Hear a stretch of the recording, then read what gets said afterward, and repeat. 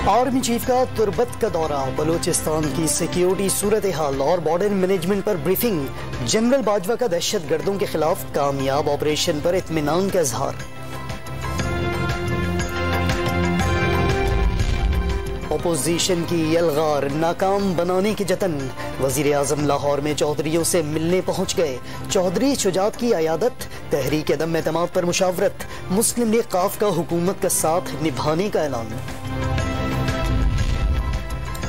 Peoples party का अवामी long मार्च सखर पहुंच गया। शुरका रात यहीं बसर करेंगे। बिलावल भुट्टो जरदारी ने वजीर आजम को घबराहट का शिकार करार दे दिया। तहरीक इंसाफ के हुकूक सिंध मार्च के शुरका का नवाब शाह में पड़ाव। शाह महमूद कुरैशी का पीपल्स पार्टी का बयानिया दफन करने और सिंध में पीटीआई का झंडा लहराने का अज़्म।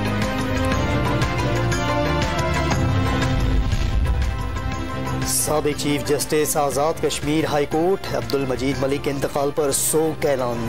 आज़ाद कश्मीर भर में कल अदालतें बंद रहेंगी।